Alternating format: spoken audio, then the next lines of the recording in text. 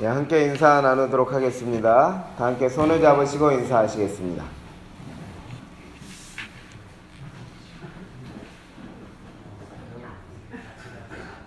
함께 하늘에 갑시다. 함께 하늘에 갑시다. 오늘 이 자리에 모이신 모든 분들이 하나님의 은혜로 하늘까지 이르게 되기를 간절히 소망합니다. 교회 폐허를 외치겠습니다. 자라나는 성도, 따뜻한 교회. 오늘도 이 한 시간 말씀 안에서 자라나는 시간이 되기를 간절히 기원합니다. 다 함께 성경 이사야서 39장 1절로 8절의 말씀을 펴시도록 하겠습니다. 이사야 39장 1절로 8절의 말씀을 펴시겠습니다. 말씀을 제가 낭독하도록 하겠습니다. 이사야서 39장 1절로 8절입니다. 그때에 발라단의 아들 바벨론 왕 무로닥 발라단이 히스기야가 병들었다가 나았다 함을 듣고 글과 예물을 보낸지라. 히스기야가 사자를 인하여 기뻐하여 그에게 궁중 보물 곧 은금과 향료와 보배로운 기름과 모든 무기고와 보물고에 있는 모든 것을 다 보였으니 궁중의 소유와 전 국내의 소유를 보이지 아니한 것이 없으니라. 이에 선지자 이사야가 히스기야 왕에게 나와 묻되 그 사람들이 무슨 말을 하였으며 어디서 왕에게 왔나이까? 히스기야가 가로되 그들이 원방 곧 바벨론에서 내게 왔나이다. 이사야가 가로되 그들이 왕의 궁전에서 무엇을 보았나이까? 히스기야가 대답하되 그들이 내 궁전에 있는 것을 다 보았나이다. 내 보물은 보이지 아니한 것이 하나도 없나이다. 이사야가 히스기야에게 이르되 왕은 만군의 여호와의 말씀을 들으소서.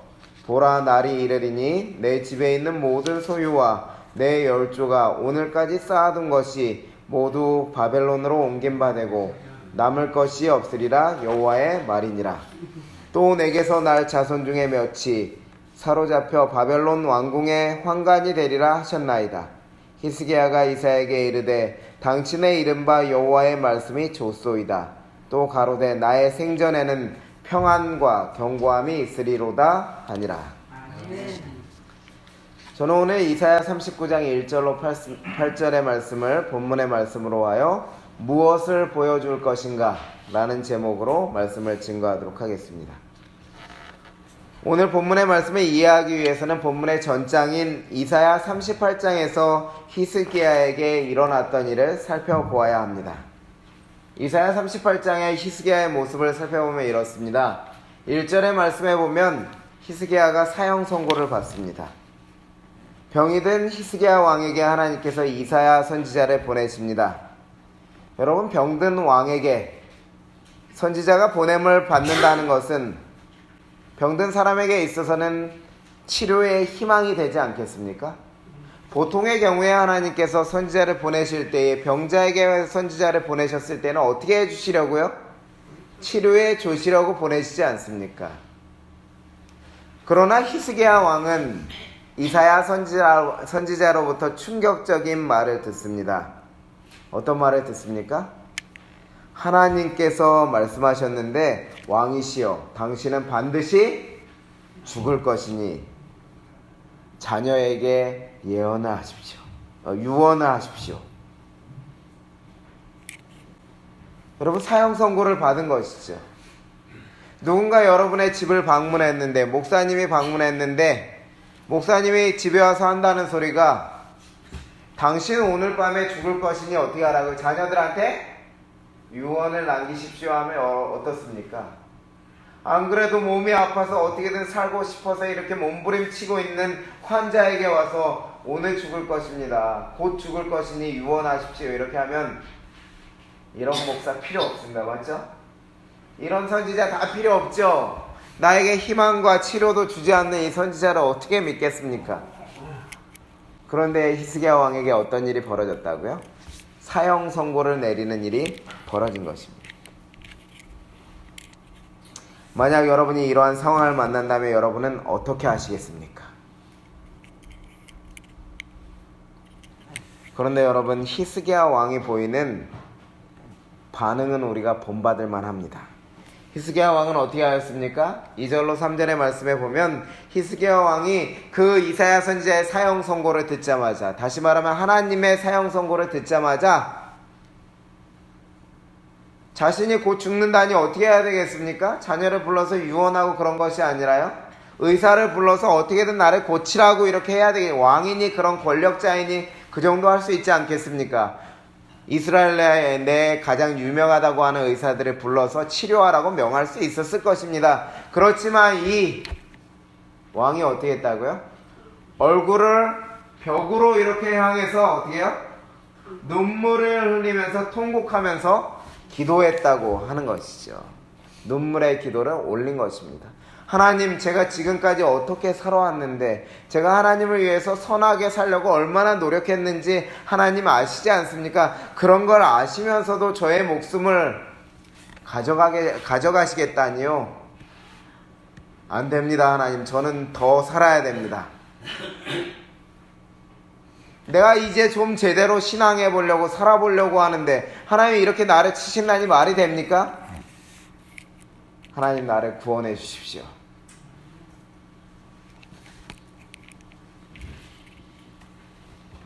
통곡하며 하나님의 구원하심을 주장하는 것이죠. 그렇게 드리는 간절한 기도 하나님이 외면하시겠습니까, 여러분? 하나님은 여러분 간절한 기도를 외면하지 않으십니다. 기도를 응답하시죠. 그의 기도에 응답하셔서 당장 죽어야 할 사람에게 몇 년의 수명을요? 15년의 수명을 연장해 주시는 일을 하신 것이죠. 여러분, 얼마나 복된 소식입니까? 오늘 내일 하는 사람에게 15년이라는 시간을 주셨으니, 어쩌면 현재 약 80세가 된 어르신이라고 한다면은 15년이 연장되면 몇 년까지 사시는 거예요? 95세까지 사시는 겁니다. 내가 62세라면 언제까지요? 75세까지는 보장해 주시겠다는 내용이에요.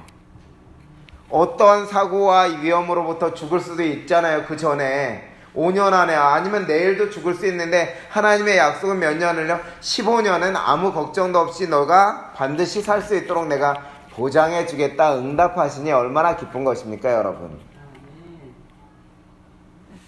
이처럼 하나님은 어떤 기도에 외면하지 않으세요? 눈물을 흘리며 진심을 다해 통곡하며 기도하는 기도에 하나님은 외면하지 않으신다는 것입니다. 그리고 본문의 말씀에 의하면 7절로 8절의 말씀에 의하면 무엇까지도 주시죠? 징조까지도 주시죠? 어떤 징조요? 이 말씀에 보면 나 여호와가 말한 것을 내게 이룰 증거로 이 징조를 내게 주리라. 보라, 아하스의 일령표에 나아갔던 해 그림자를 뒤로 10도를 물러가게 하리라 하셨다라 하시더니, 이에 일령표에 나아갔던 해의 그림자가 10도를 물러가니라. 여러분, 이것은 이스탄불 고고학 박물관의 고대 해시계의 모양입니다. 우리나라에도 이제 장영실이 만들었던 양부일구라는 해시계가 있었죠. 그 시계가 얼마나 정확한지 진짜 지금의 시계와 비교할 수 없을 정도로 정확함을 갖추고 있었죠. 근데 고대 사람들이 이렇게 해 그림자를 이용해서, 물론 해가 뜨지 않으면 약점이 있죠. 그렇지만 해가 뜨는 날은 영락없이 시간을 계산할 수 있도록 해시계를 만들어서 이렇게 시간을 보곤 하는데, 아하스라고 하는 왕도 일령표가 있었습니다. 해 그림자를 통해서 시간을 파악할 수 있도록 하는 그러한 제도적 장치를 마련했었는데요. 그 아하스가 만들었던 그 시계를 누구 때까지 쓰고 있냐면 히스기야가 쓰고 있는 것입니다. 근데 그 히스기야가 보니까는 어때요? 시간은 이렇게 그림자가 시간이 가면 저절로 흐르잖아요. 그러니까 시간이 흐르는 거는 너무나 쉬운 것이죠. 그냥 놔둬도 시간은 가니까요. 우리가 열심히 살든 열심히 살지 않든 간에 시간은 흘렀습니까? 시간은 흘렀죠. 그런데 그 시간을 어떻게 하셨다고요? 해의 그림자가 10도를 물러가게 하셨다는 것이죠. 해의 그림자가 10도를 물러가면 몇 분의 시간이 되돌려지는가 하면 40분의 시간이 다시 되돌려지는 것입니다. 이게 가능합니까, 여러분? 사실 40분의 시간이 뒤로 돌려지는 것은 엄청난 기적을 하나님께서 행하시는 것이죠. 여러분, 이것이 얼마나 엄청난 일인지 저와 함께 한번 살펴보도록 하실 텐데요. 과학을 좀 살펴보도록 하시겠습니다. 그래서 사람의 시간이 되돌려진 40분이 되돌려진다면 어떠한 문제가 일어나는가, 어떠한 일을 벌이셔야 하는가 살펴보게 되는데요. 사람의 시간이 창세기 1장 14절부터 18절까지 나오는데요. 그 창세기 1장 14절로 18절에 보면 시간의 개념들에 대해서 이렇게 나오는데, 특별히 1년이라는 개념이 나와요. 1년이라는 개념은 무엇인가 하면 이 지구라고 하잖아요. 지구가 있는데 지구가 태양의 주위를요 하루에 몇 도씩 움직이는가 하면 1도씩 움직입니다. 1도씩 돌아가서 360도 다 태양의 주위를 회전하면 그것을 우리는 뭐라고 부르냐면 1년이라고 부르는 것이죠. 그러니까 하루 한 번에 오차도 없이 하루에 몇 도를 돌아야 된다고요? 1도를 돌아야 되는 거예요. 그런데 또 이 옆에 있는 지구가 어떻게 해요? 지구를 무엇이 도는가 하면 달이 지구를 공전하게 돼 있어요. 그런데 달이 그 지구를 한 바퀴 도는데 걸리는 평균 시간은 29.5일입니다. 그러니까 지구가 이제 그 1도를 옮겨가면서도 어떻게, 달도 어떻게 합니까? 달도 똑같이 지구를 따라가면서 하는데, 달은 몇 도를 옮겨가야 되면 13도를 옮겨가야 누구의 걸음을 쫓아갈 수 있어요? 지구의 걸음을 쫓아갈 수 있어요. 그럼 지구보다 멀리 있는 지구, 화성이잖아요. 화성은 어떨까요? 그 움직이는 각도가 더 크겠죠. 태양을 도니까요, 같이. 그러니까 모든 태양계가 무엇이에요? 태양을 중심으로 시간이 형성되고 있는데, 그것이 1도씩, 13도씩 조금 더 큰 각도로 계속해서 이동된다고 하는 것이죠. 그로 인해서 1년이 만들어지고 한 달이 만들어지고 하는 것이죠. 그래서 지구가 자기 혼자서 돌게 되면 그것을 가리켜서 하루가 만들어진다고 하는 것이죠. 그런데 지구가 360도를 돌아야 되잖아요. 360도를 돌면 그것이 하루가 만들어지는데, 이 하나님께서 360도 이렇게 돌아가고 있는 것을 어떻게 해요? 10도를 다시 이렇게 돌리니까 어떻게 되겠습니까? 그럼 뭐가 문제가 생겨요? 누구도요? 달도 지구를 돌고 있잖아요. 지구를 돌고 있는데 그 시간에 따라 돌고 있고 이렇게 이동하고 있는데, 지구가 자기 혼자 돌던 것을 다시 돌면 지구가 1도 돌아가던 것에서 조금 백해야 되잖아요. 뒤로 와야 되잖아요. 뒤로 오게 되면 누구도 뒤로 와야 되죠? 달도 뒤로 와야 되죠? 달도 또 지구를 돌던 것에서 또 돌아와야 되죠? 누구도요? 지구 앞에 있는 금성도 다시 앞으로 와야 되죠? 그리고 어디도요? 화성, 목성, 토성 모든 태양계들이 어떻게 해요? 뒤로 와야 되는 거예요. 다시 말하면 태양을 중심으로 돌고 있는 온 행성들과 별들이 어떻게 해요? 거꾸로 다시 시간을 되돌리는 일이 벌어져야 되는 것입니다.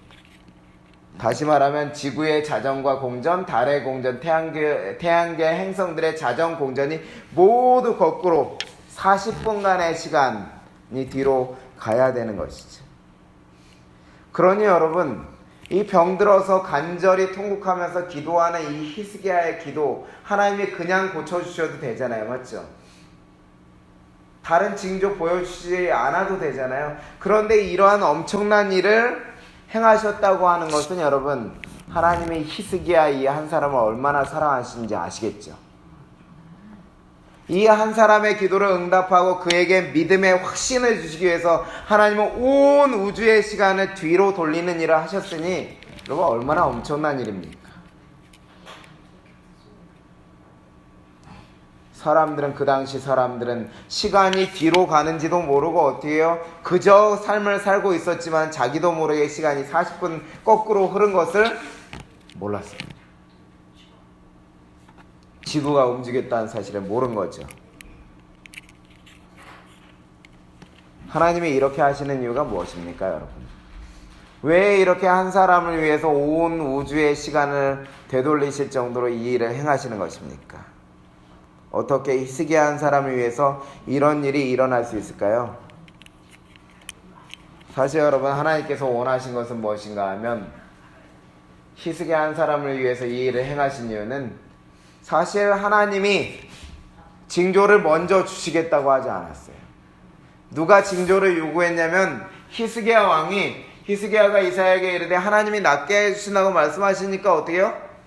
하나님, 내가 그거 어떻게 믿습니까? 내가 좀 확신해야 되겠습니다. 나에게 확신해 주십시오. 그로 인해서 무엇 달라고요? 증거를 좀 내보이십시오. 징조를 주십시오. 얘기하는 것이죠. 여호와께서 나를 낫게 하시고 3일 만에 여호와의 전에 올라가게 하실 무슨 징조가 있습니까? 징조를 요구한 것입니다. 그때에 하나님께서 이사야를 통해서 어떻게 대답하세요? 해가 그림자가 10도를 나아가게 할까? 시간이 빠르게 40분이 더 흐르게 할까? 아니면 시간의 뒤로 40분 뒤로 흐르게 할까? 말씀하시죠. 히스기야 생각하기엔 무엇이 더 쉬워요? 시간은 그냥 놔두면 흐르니까 그게 더 쉽기 때문에 어려운 것을 요구해야 더 확신이 설 거 아니겠습니까?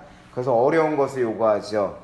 해시계의 그림자가 어떻게 뒤로 10도를 물러가도록 해달라는 요구를 하죠. 그랬더니 하나님께서 어떻게 하셨습니까?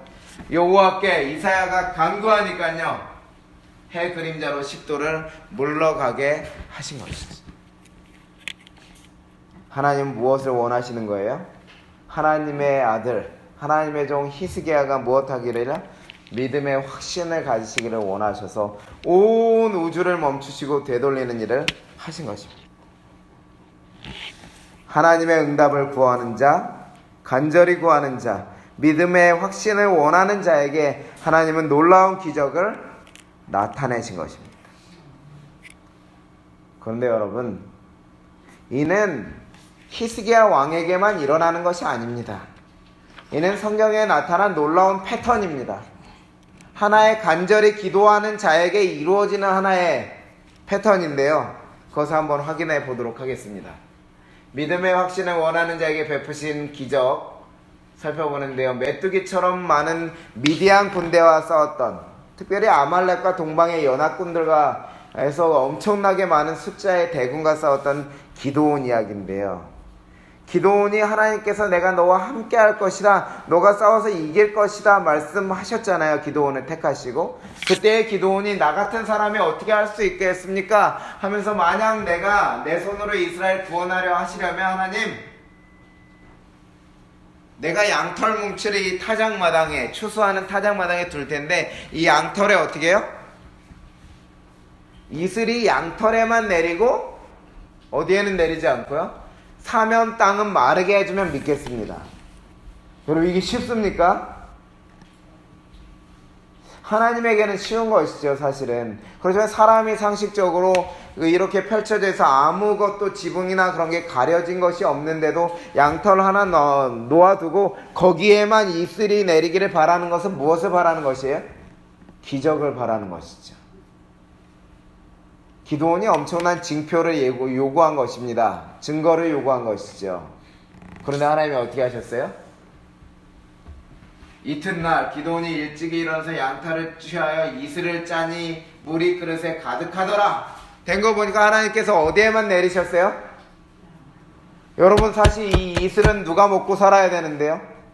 가나안 땅에 그 사람들이 이슬에 의해서 농작물이 자라고 그러는데, 하나님이 하루라는 온 작물들의 이슬을 내려야 되는 그러한 때에 이슬을 멈춘 겁니다. 식물이 이슬을 공급받아야 되는 그 순간에 이슬을 멈추시고 그렇게 하는 엄청난 일을 벌이셨던 것은 무엇을 위해서요? 기드온의 확신에 의해서. 근데 기드온은 그래도 확신이 안 들었었나 봐요. 이제 반대로 요구합니다. 어떻게 해요? 하나님, 이제는 양털만, 나로 다시 한번 하나님의 양털로 시험하게 하소서. 양털만 마르고 사변 땅에는 다 이슬이 있게 하소서. 여러분, 다른 데 다 이슬이 내리는데 양털만 안 젖는 거 가능합니까? 고기만 이렇게 안 젖게 하려면 어떻게 해야 돼요? 물건을 이렇게 보호하는 우산을 씌워서 거기에 안 맞도록 한다든가 하는 장치가 필요하잖아요. 그럴지라도 물이 튀어서 묻겠죠. 그런데 양털만 마르고 사면 땅에는 물이 있도록 하셨죠. 하나님이 여러분 간절하게 구하는 자, 믿음의 확신을 원하는 자에게 무엇을 베푸신다고요? 기적이라는 징조를 베푸신 것입니다. 그것은 여러분 구약 성경에 나온 것뿐만이 아니에요. 여러 군데 나왔지만 신약 성경에서 살펴보면 예수님이 이제 그 제자들이 폭풍 가운데 예수님이 나타나셨을 때 예수님이 물 위를 걸어오시니까 유령이다 겁내했습니다. 그때 예수님이 말씀하시기를 나니까 두려워하지 말라 이렇게 얘기하시죠.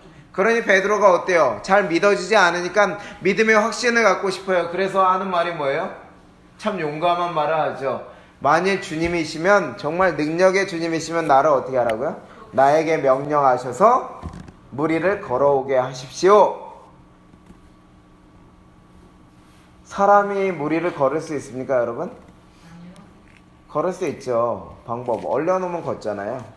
얼음이 되면 걸을 수 있죠. 그런데 이렇게 액체로 된 물 위를 걸을 수 있습니까? 사람으로서는 절대 걸을 수가 없습니다.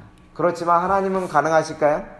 소금장이가 물 위에 걸어다니도록 만드신 하나님은 사람이 조금 더 무거운 사람 걷게 하시는 것은 문제도 아닌 것입니다. 이미 물 위에 걸어다니는 생물들을 많이 만들어 놓으셨어요. 그러나 하나님이 사람 베드로 좀 무겁더라도 걷게 하시는 건 문제가 아니죠. 베드로가 어떻게 하였을 때 예수님이시면 정말 내가 그 믿음을 얻기를 원합니다. 내가 걷도록 명하십시오 하니까 어떻게 되었습니까? 베드로가 배에서 내려 물 위로 걸어서 예수께 가되 물 위를 걸어가는 것입니다. 여러분 기억하시기 바랍니다. 간절한 마음을 가지고 하나님의 응답하심을 눈물로써 통곡하며 진실한 마음을 가지고 기도할 때에 그 기도는 누구를 움직이는가 하면 온 우주를 통치하시는 하나님을 움직이는 것입니다. 하나님의 여종 엘렌 화이트는 천연계에 숨겨진 진리에서 기도의 힘에 대해서 다음과 같이 말씀하시는데요. 같이 한번 읽어보겠습니다. 하나님의 자녀들은 시작. 하나님의 자녀들은 홀로 아무런 방비 없이 버림받지 않았다. 기도는 전능자의 팔을 움직인다. 기도는 나라들을 이기기도 하며 의를 행하기도 하며 약속을 받기도 하며 사자들의 입을 막기도 하며 불의의 세력을 멸하기도 한다. 사랑하는 성도 여러분, 저는 저와 여러분이 믿음의 확신을 위하여 하나님께 간절히 구하는 성도가 되기를 원합니다. 그때 하나님의 능력의 팔이 움직일 것입니다. 히스기야의 믿음의 확신을 위해서 하나님께서 온 우주를 어떻게 하셨던 것처럼요? 멈추시고 움직이셨던 것처럼 말이죠.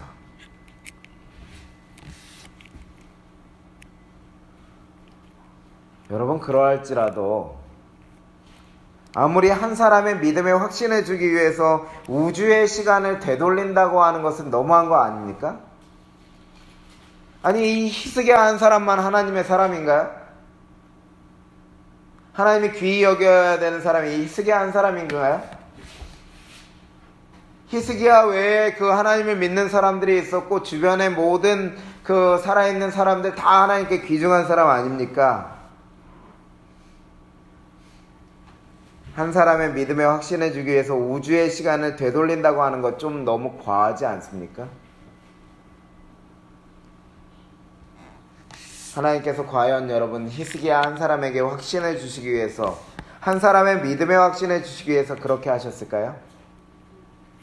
여러분 저는 하나님의 생각은 이사야서 55장 9절에 하늘이 땅보다 높음 같이 내 길은 너희 길보다 높으며 내 생각은 너희 생각보다 높으니라는 말씀하신 것처럼 하나님의 생각은 항상 인간의 생각에 앞서 있습니다. 그렇다면 하나님께서 이렇게 하신 목적은 무엇이었을까요? 우리는 그 힌트를 오늘 본문의 말씀 이사야 39장 1절에서 찾을 수 있는 것입니다. 그때에 발라단의 아들 바벨론 왕 무로닥 발라단이 히스기야가 병들었다가 나았다 함을 듣고 글과 예물을 보낸지라.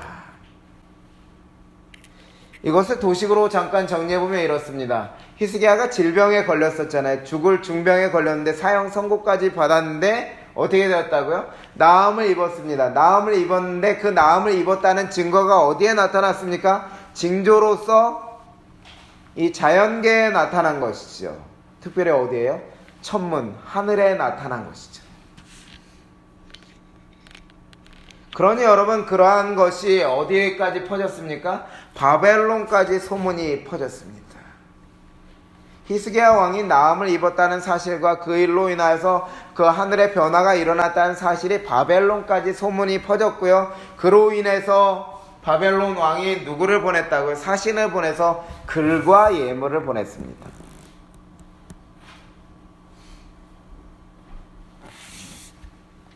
여러분, 다른 나라의 왕이, 그것도 인접한 나라의 왕이 아니라 저 멀리 떨어져 있는 나라거든요.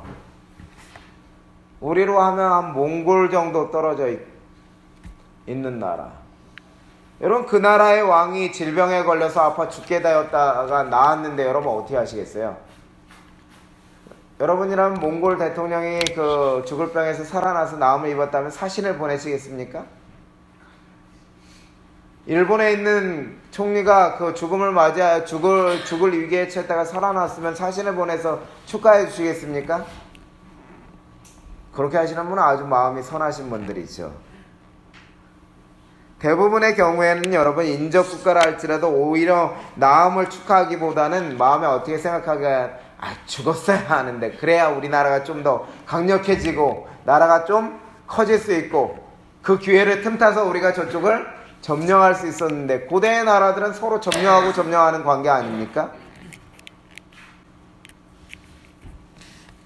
그렇기 때문에 바벨론 왕이 사신을 보낸 것은 단순히 병 나은 사건보다는 히스기야가 병을 나음으로 일어난 우주적 변화, 히스기야가 요구한 징조 때문임을 우리는 예측할 수 있습니다. 사실 이들이 온 것도 히스기야가 그 천연계의 징조를 움직일 정도로 위대한 신과 그러한 능력을 발휘하는 신이 있었다는 사실에 욕심이 생겼어요. 욕심이. 우리도 저런 신이 있다면 우리가 이 세계를 장악할 수 있을 텐데. 그 때문에 사신 보낸 것입니다.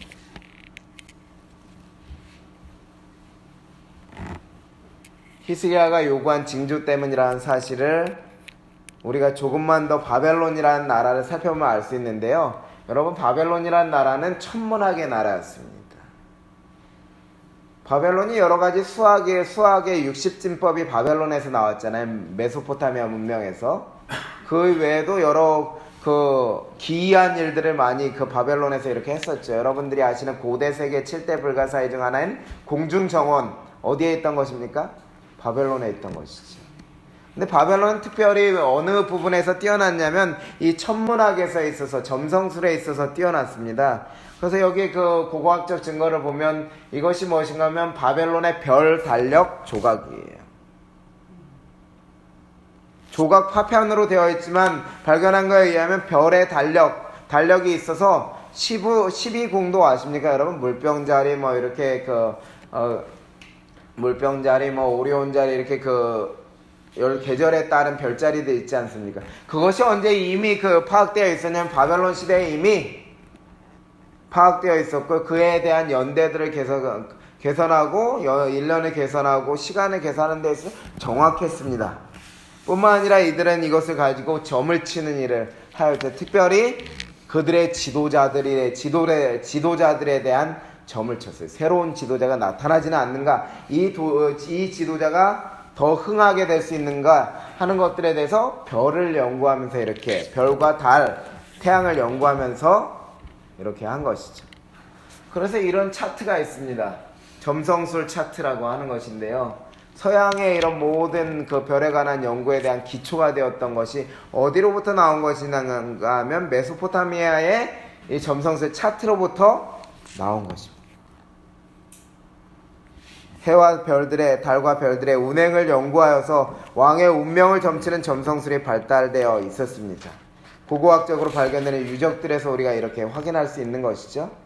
뿐만 아니라 성경에서도 확인할 수 있는데요. 다니엘서 1장 20절로 21절에 보면 다니엘이라고 하는 사람이 바벨론의 포로로 잡혀왔을 때에 하나님의 도우심으로 인해서 그 지혜가 뛰어났는데, 누구보다 10배나 뛰어났냐면 여기 박수와 술객보다 10배나 뛰어났다고 기록하거든요. 근데 여기서 술객은 누군가 하면 재림교회 성경 주석에 의하면 그들의 천문학적 지식은 놀랄 만큼 고도로 발달하였다. 천문학자들은 계산을 통해 월식과 일식을 예보할 수 있었다. 그래서 그 기원전 410년경인가요? 그때 있었던 월식도 이 사람들이 예언해서 그 월식을 이렇게 예측해서 그것을 보게 되는 일들이 기록에, 고대 문서의 기록에 남아있어요. 이처럼 별들의 운행에 대해서 지대한 관심을 가지고 있었다는 것이죠. 또 성경의 기록에 의하면 마태복음 2장 1절로 2절에 보면 예수님이 베들레헴에서 태어났는데 베들레헴에 이렇게 동방 박사라고 하는 사람들이 찾아왔습니다. 근데 이 동방 박사들은 어디 쪽에서 그 유대를 기준으로 해서 동쪽이기 때문에 어디서 왔냐면 유대인들은 북부 아라비아, 수리아, 메소포타미아를 동방으로 간주했다고 합니다. 그러니 그 동방 박사들은 어디서 온 거예요? 이 그 동방 지역 혹은 수리아나 메소포타미아는 다 거기거든요. 아시리아. 근데 그 메소포타미아에서 왔을 가능성이 가장 큰 거죠. 메소포타미아의 역사를 누가 계승했습니까? 페르시아가 계승했는데요. 페르시아는 바벨론의 점성술의 기초로 천문학이 더 발전했어요. 별에 대한 연구가.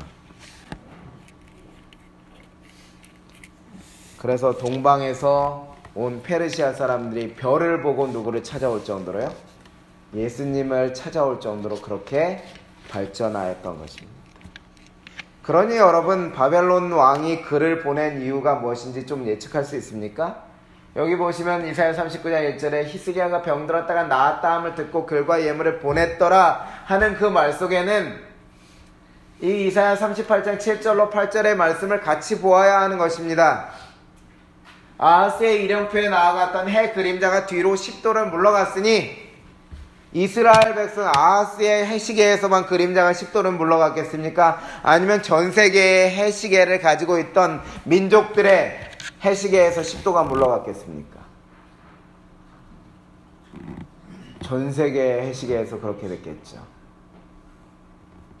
그러니 천문학에 밝았던 이 사람들이 어떻겠습니까? 그날도 열심히 태양을 관측하고 별을 연구하고 있는데 보니까 어때요? 갑자기 해시계의 그림자가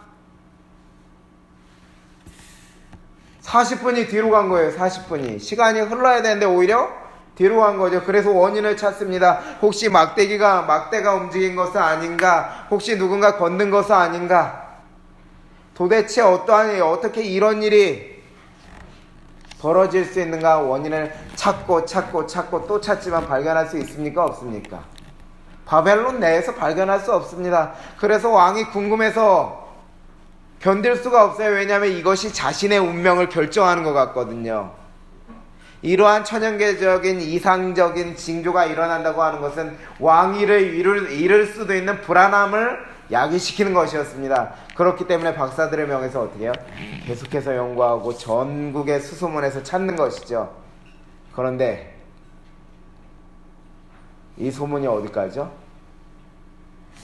유대에서 히스기야 왕이 이제 해시계를 통해 해시계 시계가 10도로 물러갔다는 소식이 그 왕궁에서부터 출발해서 히스기야 왕으로 인해서 시작되는 소식이 조금씩 동으로 이동해서 어디까지요?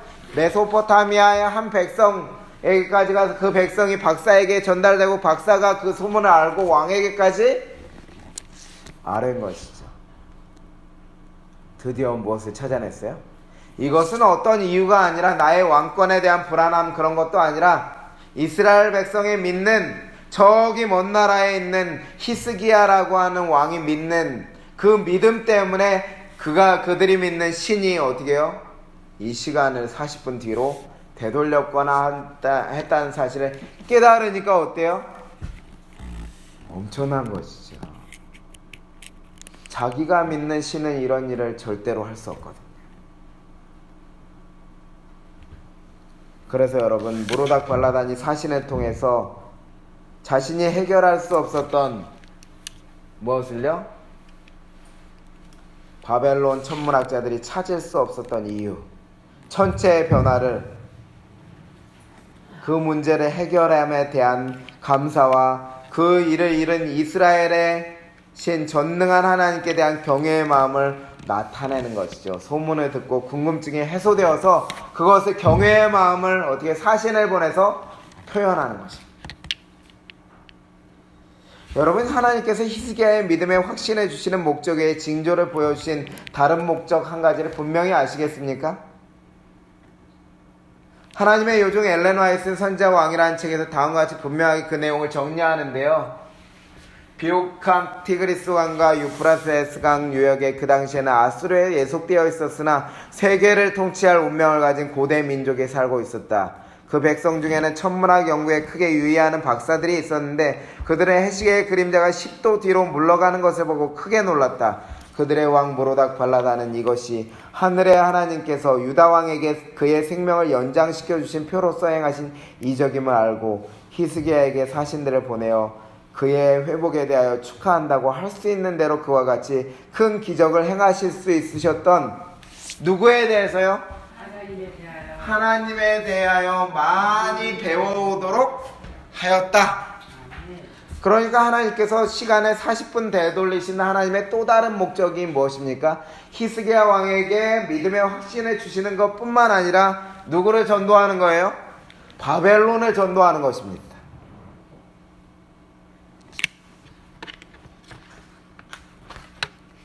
그런데 여러분, 이러한 바벨론 전도의 하나님의 크신 목적이 어떻게 되었습니까? 안타까운 일이 벌어진 것이죠. 히스기야로 인해서 좌절된 것입니다. 이사야 39장 2절에 보시면 히스기야가 사자를 인하여 기뻐하여 그에게 궁중보물 곧 은금과 향료와 보배로운 기름과 궁중의 소유와 전 국내의 소유를 보이지 아니한 것이 없으니라. 하나님은 무슨 목적을 가지셨는데요? 바벨론 전도의 목적. 무로닥 발라단이 궁금해했잖아요. 하나님에 대해서 많이 배워오도록 이렇게 사신을 파송했는데 히스기야는 무슨 기회로 삼았습니까? 이것을 도식으로 정리해보면 이렇습니다. 하나님의 기대와 목적은 히스기야가 무엇을 하는 것이었어요? 기쁨에 간증하는 것이었습니다. 내가 하나님으로 인해서 나음을 얻었습니다. 그로 인해서 그 증거로 해가 어떻게 해요? 10도가 뒤로 물러갔습니다. 그러니 당신도 하나님을 믿으시면 기쁨의 일이 일어날 것입니다. 이렇게 기쁨의 간증을 함을 통해서 누구를 전도하는 것이요? 바벨론을 전도하는 것이 하나님의 목적이었습니다. 그런데 히스기야는 어떻게 행동하였습니까? 히스기야의 행동은 기쁨의 자기 자랑을 하는 것입니다. 자, 얘들아 와서 봐. 내가 이렇게 훌륭한 군대들을 가지고 있고 이렇게 방비 잘 된 성들이 있고 내 창고에는 이렇게 많은 은금 보화가 있어. 내가 이만큼 뛰어난 왕이야 하는 사실을 어떻게 해요? 자기 자랑을 통해서 자기 기쁨의 자랑을 하는 것이죠. 그러니 여러분, 그 결과는 무엇이겠습니까? 바벨론이 전도되는 것이 아니라 기쁨의 자기 자랑을 하니 무엇 되겠습니까? 탐욕이 생기는 것입니다. 무엇 해야지? 이거 다 빼앗아야지. 바벨론 왕은 사신들에게 배워오라고 보냈는데, 하나님을 배워오라고 보냈는데 사신들은 무엇만 배워가는 것입니까? 야, 히스기야 왕이 이렇게 부강한 나라고 저기 나라의 그 은금 보화를 좀 뺐으면 우리에게 유익이 될 것이다 하는 그런 생각을 배워가는 것입니다. 히스기야로 인해 하나님의 계획이 좌절된 것입니다. 히스기야는 하나님의 영광을 드러낼 수 있는 기회를 자신을 자랑하는 기회로 삼았습니다. 하나님의 은혜의 복음을 선포해야 할 순간에 자신을 드러내는 기회로 활용한 것이죠. 그것에 대해서 선지자 왕에는 이렇게 말하고 있습니다. 히스기야의 마음은 교만과 허영심으로 가득 차서 자기 자신을 높이기 위하여 탐욕의 눈을 가진 이들에게 하나님께서 당신의 백성을 부유하게 하신 보물들을 보여주었다.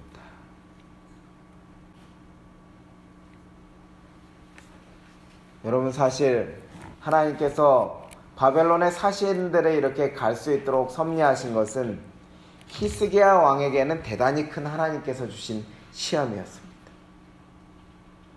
역대하 32장 31절에도 히스기야가 시험 받은 것이라고 이야기하고 있습니다. 바벨론 방백들이 히스기야에게 사자를 보내어 그 땅에서 나타나 이적을 물을 때에 하나님이 히스기야를 떠나시고 그 심중에 있는 것을 다 알고자 어떻게 하셨다고요? 시험하셨더라.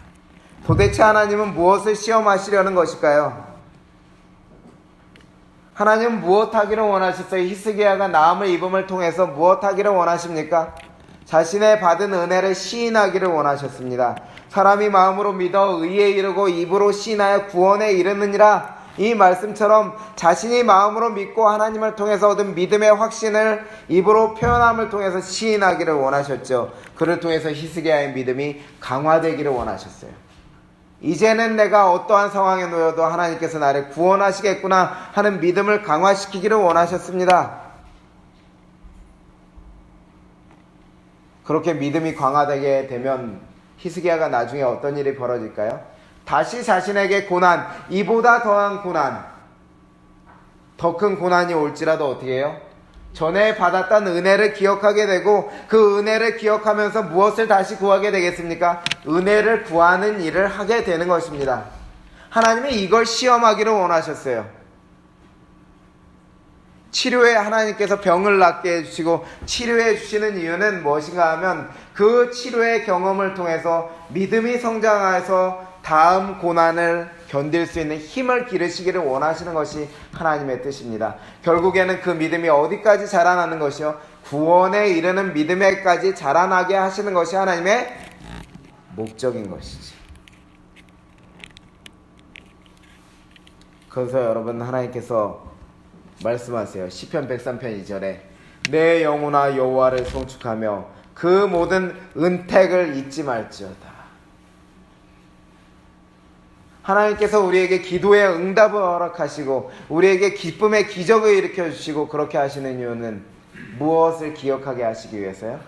기쁨의 간증을 함을 통해서 하나님의 은택을 잊지 않고 다시 어려울 때 기도하게 하시기 위해서 그렇게 하신다는 것이죠. 그래서 엘렌 G. 화이트는 그의 자서전에서 다음과 같은 권면의 말씀을 주셨습니다. 같이 읽어보겠습니다. 우리는 시작! 우리는 주님께서 우리를 인도해 오신 길과 우리의 과거 역사를 통하여 주신 그분의 가르침을 잊어버리는 것 외에는 미래를 위하여 두려워할 것이 전혀 없다. 여러분, 우리를 인도하여 주신 하나님의 은택을 두려워하는 것, 잊어버리는 것 외에는 여러분 두려워하실 필요가 없습니다. 왜 그럴까요? 하나님의 은혜를 기억하고 있는 사람은 다시 하나님의 은혜를 구할 수 있는 용기를 가지기 때문입니다. 그런데 히스기야는 이 일에 실패한 것이죠. 오히려 어떻게 되었습니까? 자아도취에 빠졌습니다. 교만하여졌습니다. 히스기야가 사자를 인하여 기뻐하여 그에게 궁중보물 곧 은금과 향료와 보배로운 기름과 궁중에 소유한 모든 것을 보여주는 것입니다. 하나님을 자랑할 기회에 자기 자신을 마음껏 자랑하였습니다. 그렇게 먼 곳까지 나의 멍성이 퍼졌어? 너무나 흐뭇하고 마음이 기쁩니다. 하나님의 은혜에 대한 마음, 은혜에 대한 자랑한 마음이 이를 만큼도 없는 것입니다. 완전한 자아도취에 빠졌지요. 자기 교만에 빠졌습니다. 그렇게 자기 자랑의 기쁨으로 시간을 보내고 있는 것이죠. 안타깝죠? 이렇게 달콤한 꿈에 빠져있는 히스기야를 깨우시는 일을 하나님께서 선지자를 통해서 하시는데요. 이사야 39장 3절로 4절입니다. 이사야 선지자가 마음을 찌르는 음성을 전달하는데요. 어떻게 전달합니까? 히스기야 왕에게 나와 묻되 사람들이 무슨 말 했습니까? 그들이 어디서 왔습니까?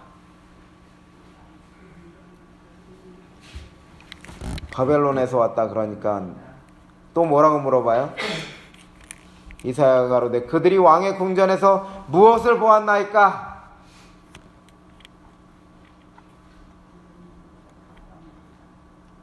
여러분, 이 말씀에 의미하는 것이 무엇입니까?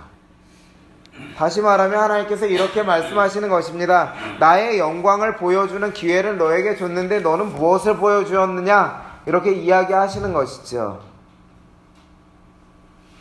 이처럼 날카로운 질문이 쏟아지는 것이죠. 넌 도대체 무엇하고 있냐? 하나님의 영광을 보여줘야 되는데 무엇하고 있니? 이렇게 말씀하시는데 그러한 질문을 들었으면 히스기야가 어때야 돼요, 여러분? 마음에 찔러야 되지 않겠습니까? 그렇지만 완전한 교만에 빠져있고 자아도취에 빠져있는 히스기야는 아직도 그것을 깨닫지 못하는 것 같아요. 그래서 하나님이 이제는 이것 가지고 안 되니까 히스기야를 흔들어 깨우셔요. 무엇으로 흔들어 깨우시는가 하면 언약 저주로 흔들어 깨우십니다. 어떻게 해요? 보라 날이 이르리니 내 집에 있는 모든 소유한 내 열조가 오늘까지 쌓아둔 것이 모두 바벨론으로 옮긴 바 되리라. 남을 것이 없으리라. 그리고 내 자손 중에 몇이 바벨론의 환관이 되리라. 너가 보여준 모든 것을 빼앗길 것이고 내 후손 중에 몇 명 환관이 될 것이다. 그 말씀대로 되었습니까? 다니엘과 하나냐와 미사엘과 아사랴가 바벨론의 환관이 되었죠. 몇이나 무엇을 보여준다는 음성에도 일어나지 않으니까 하나님께서 어떻게 해요? 히스기야에게 언약 저주를 베푸셔가지고 고난을 당하도록 하셔서 막 흔드셔서 깨우는 것이죠.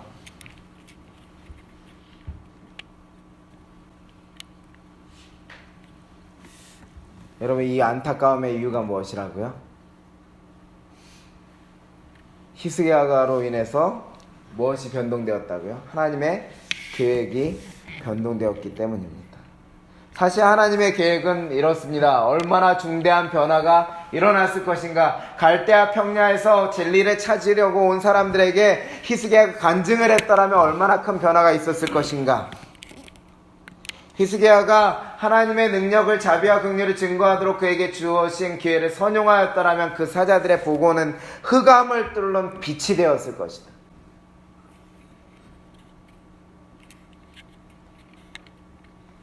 이때가 여러분 기원전 히스기야가 15년을 더 살았잖아요. 그러니까 히스기야가 15년을 더 산 시작점을 보면 702년 1년 되거든요. 기원전 701년 복음이 바벨론에 평화적으로 전파될 기회가 생긴 것이었죠. 그런데 기원전 605년에 가서 바벨론의 공격에 의해서 예루살렘이 멸망하고 전쟁을 해서 멸망을 하고 다니엘과 세 친구가 포로로 잡혀갔을 때에 기원전 603년 느부갓네살이 꿈을 꾼 다음에 하나님의 살아계신 하나님이 바벨론에 전파됐으니 여러분 복음 전파가 몇 년이나 늦어졌는가 하면 98년이나 늦어졌어요. 약 100년이니 몇 세기가 늦어진 거예요? 한 세기가 늦어진 것입니다. 여러분 히스기야 한 사람이 자기 자신의 교만으로 높이고 자기 자신을 자랑함으로 인해서 하나님의 영광을 드러내야 할 그때에 하나님의 영광을 드러내지 않고 자기를 드러냈을 때에 어떤 안타까운 일이 벌어졌다고요? 하나님의 복음의 역사가 100년이 늦어지는 일이 벌어진 것입니다. 하나님은 복음의 역사를 반드시 이루시는 일을 하는 것입니다. 그렇지만 이렇게 100년이 늦어진 이유는 우리에게 주시는 마땅한 교훈을 주시고자 위함입니다. 말세에 무슨 사명을 감당해야 될요? 하나님의 복음 증거의 사명을 감당해야 되는 제7의 안식이 예수 재림 교인들에게 이 사명을 온전히 감당하는 것이 얼마나 중요한지를 보여주시기 위해서 하나님은 100년이라는 시간이 지연되도록 바벨론 복음 전파가 지연되도록 허락하신 것입니다.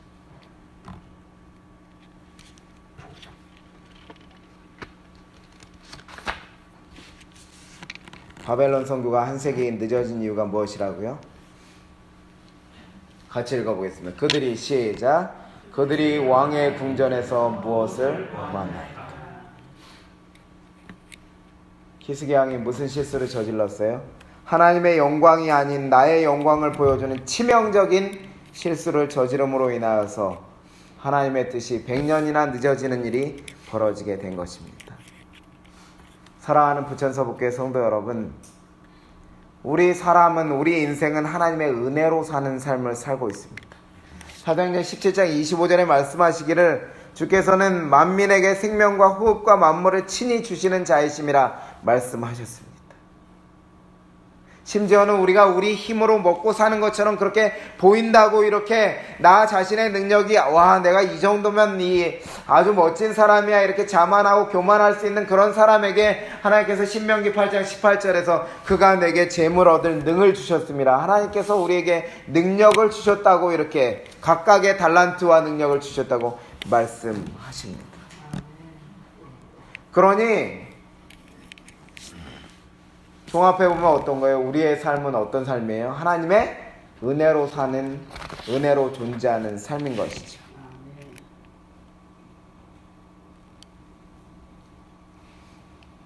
그래서 여러분, 우리는 개인 각각에게 묻는 질문을 가져야 하는데, 나에게 묻는 하나님의 질문이 오늘 있는 것입니다. 같이 따라서 읽어보겠습니다. 그들이 너의 삶에서 무엇을 보았느냐? 그들에게 너는 무엇을 보여주었느냐?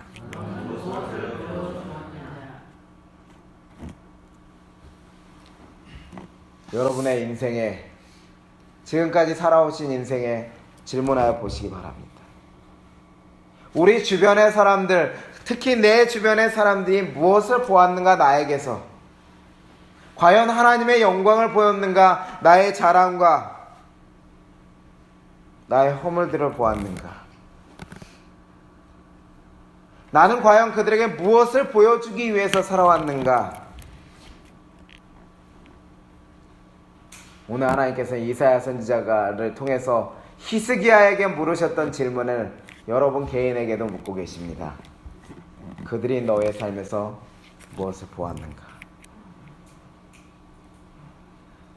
저는 여러분 모두가 시편 기자의 고백과 같은 고백을 모두가 하기를 원합니다. 이것을 따라하고 마치도록 하겠습니다. 모두 저를 따라하시기 바랍니다. 나의 고백. 여호와께서 나에게 모든 좋은 것으로 베풀어 주셨습니다. 내가 어떻게 여호와께 보답할 수 있겠습니까? 나는 구원의 잔을 들고 여호와의 이름을 부를 것입니다. 내가 나의 형제들에게 주님의 이름을 알리겠습니다. 예배드리기 위해 모인 백성들 가운데서 주님을 찬양할 것입니다. 저는 이 고백이 우리의 삶의 궁전에서 자주 외쳐지기를 바랍니다. 그를 통해서 우리 가운데서 하나님의 영광이 나타나고, 그를 통해서 하나님의 복음 전파의 역사가 더디어지지 않고 오히려 속히 이루어진다면 여러분 얼마나 기쁜 일이겠습니까? 한 주 살아가실 때에 우리의 삶에서 하나님의 기도의 응답을 경험하시고, 그 기도의 응답으로 받은 기쁨과 감사를 간증과 우리의 생활 속에 나타내심을 통하여서 하나님의 놀라운 영광의 역사가, 복음 전파의 역사가 이루어지기를 바라면서 말씀을 줄이도록 하겠습니다. 아멘.